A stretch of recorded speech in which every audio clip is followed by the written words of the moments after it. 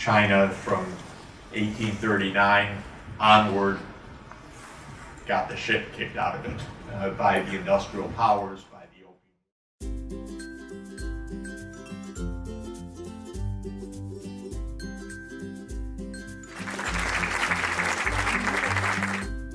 I'm Jeffery Sachs, and I've been visiting China now for almost 40 years. In 1981, when I visited Beijing, Shanghai, and Guangdong province, things were still pretty basic.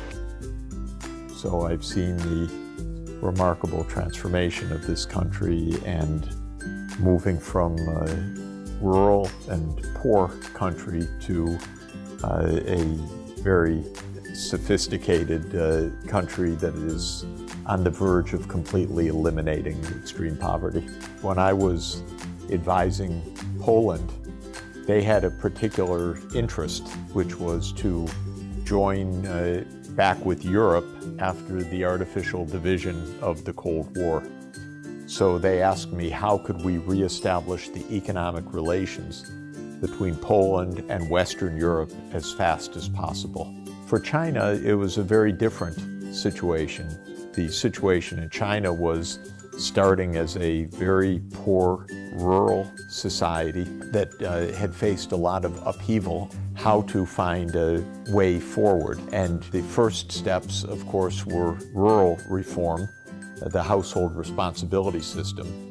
That was a big change. Within 5 years, the whole rural region was changed to household responsibility, covering hundreds of millions of people. Very, very fast economic change.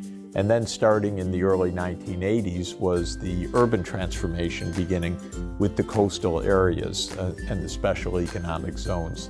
So China had specific conditions and it had specific needs, and I think it's done an excellent job. The opening up was really for the Chinese people a breath of fresh air. Those were the starting days. But of course, in economic development, things have moved faster here than in any other place in history. And so China went through all the phases of urbanization, heavy industrialization, now innovation economy, and moved to high quality and high technology. It's happened within a 40-year period. It's an amazing accomplishment. And so to my mind, it is really an example for other countries, and I often cite China's success as a kind of model or approach for African countries, for example. Every day when thousands of lives are saved from malaria deaths in Africa, that's because of Chinese science. That's because of artemisinin, which was developed from Chinese Qinghua wormwood by Chinese Nobel laureate scientists.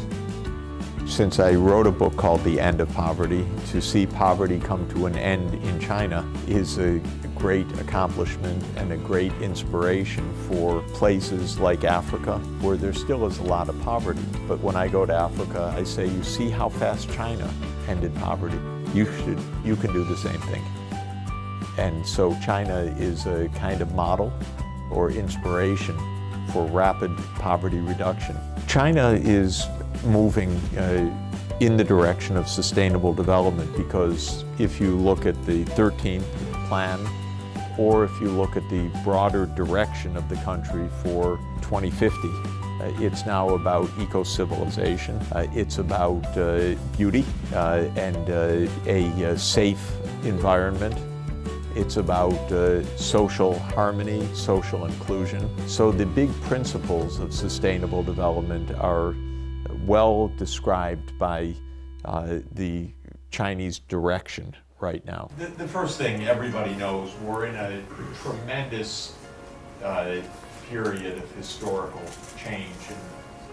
Historical mark will be to have moved to China with more than 1 billion people from predominant poverty to the end of poverty in a half century. It's a truly extraordinary contribution even in a 40-year period, one could say. So this will go down in history as not only a record, but also as an inspiration, and it will be achieved. Now, the world has said in the Agenda 2030 of the United Nations that we should end extreme poverty everywhere by the year 2030.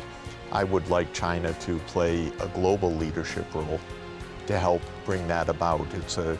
China will have proved that it's feasible, and I think China can make a huge contribution to the remaining low-income parts of the world.